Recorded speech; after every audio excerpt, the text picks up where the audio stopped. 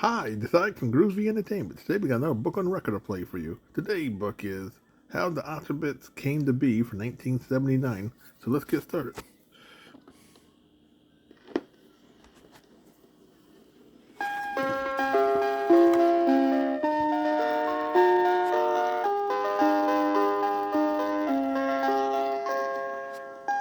This is your Kid Stuff read-along book. Every time you hear this chime, it means that you are to turn the page in your storybook. Now we are ready to begin our adventure. Open your book, and we will start the story of How the Alphabet Came to Be. Remember, when you hear the chime, turn the page.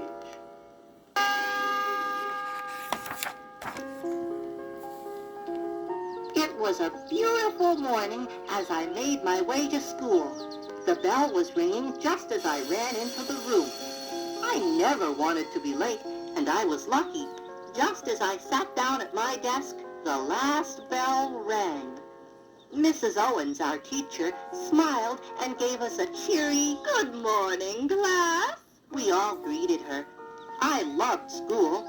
It was fun to find out about the world, and each day I looked forward to going to school.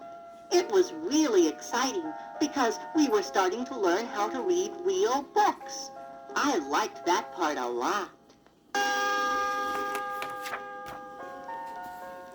It was surprising to learn that all the funny-looking letters on the pages meant different words. I wondered to myself who started it and just why are they the way that they are.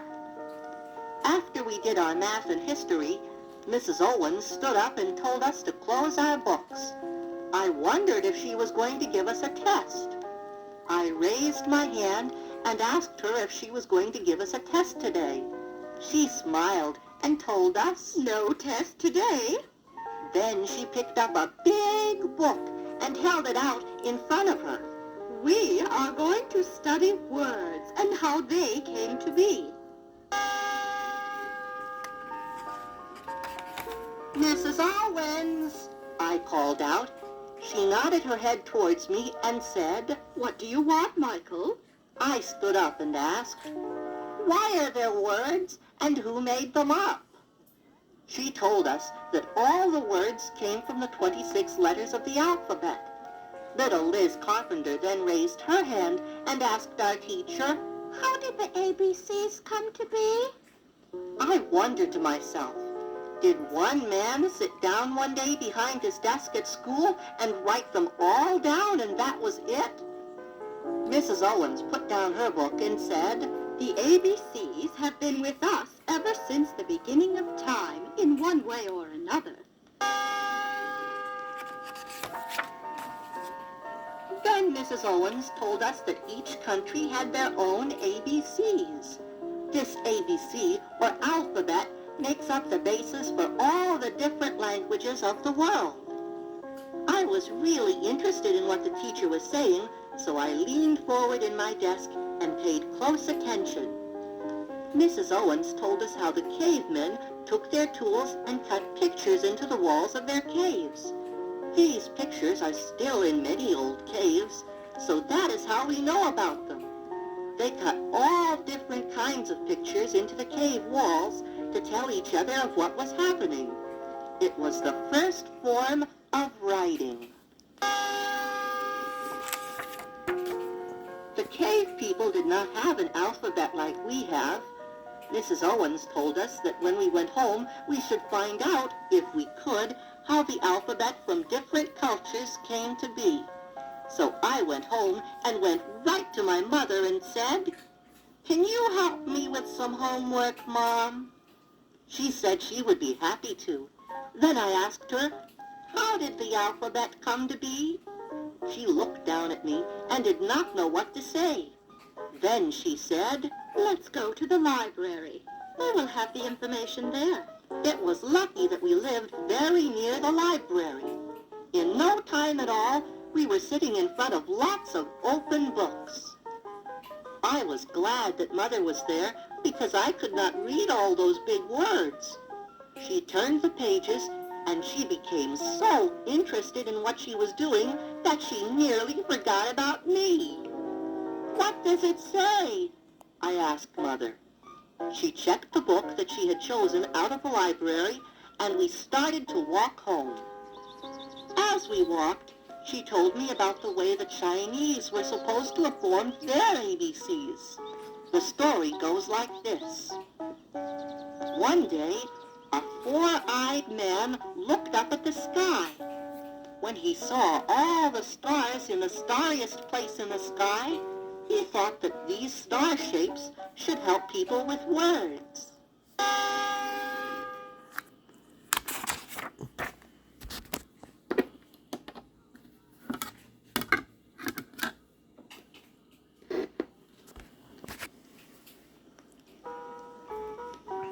Then he looked on the ground where the birds had been walking about.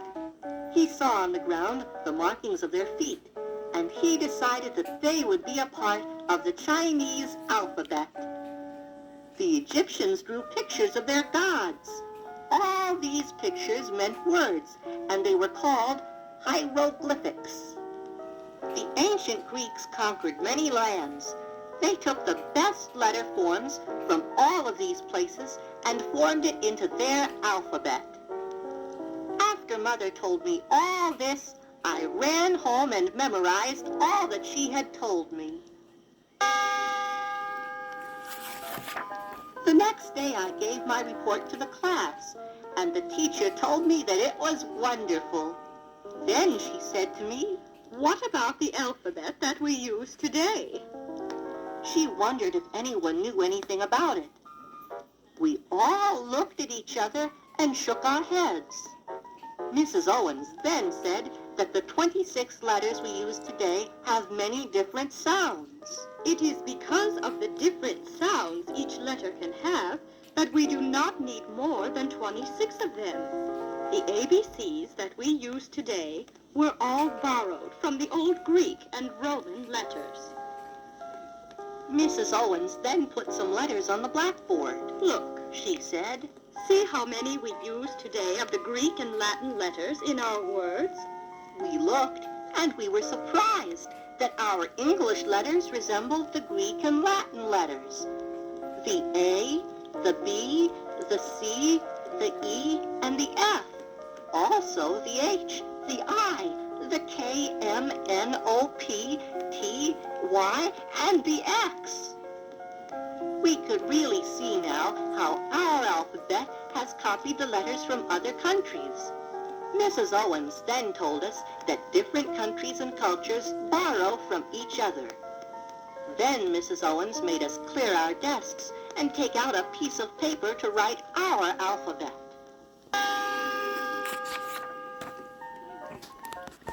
When we had done the alphabet, Mrs. Owens then told us to think of a word that began with each letter of the alphabet and use it in a sentence. I liked this, for I was very good with words. I raised my hand and said, "Mrs. Owens, I can do that if you want me to." Mrs. Owens said, "Go ahead." A, apple. Look at this red apple. B, boy.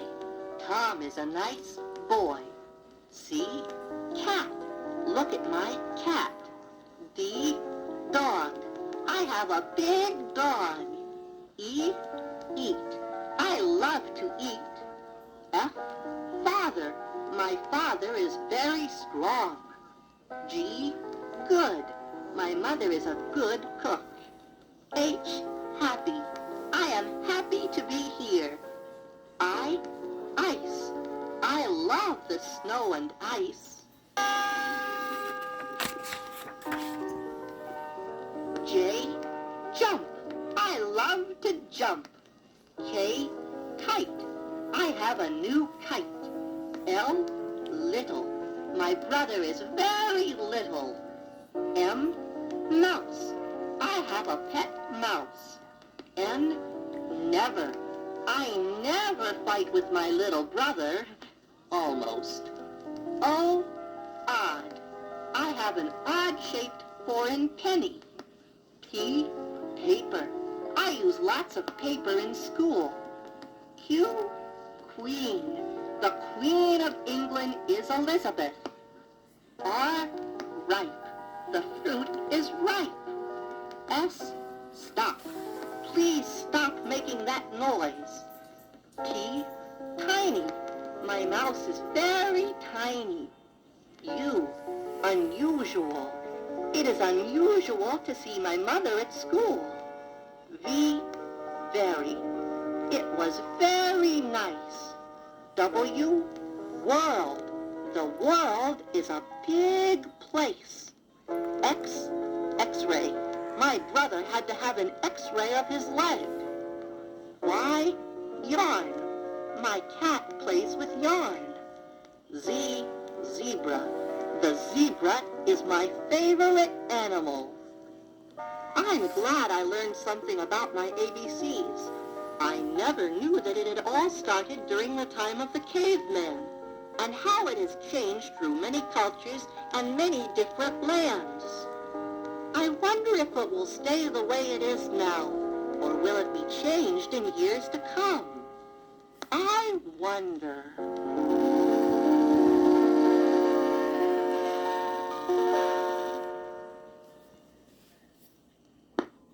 So that was how the alphabets became to be for 1979. So if you like, subscribe, share, and comment, have a groovy day. And our next book would be The Story of Jack B. Number.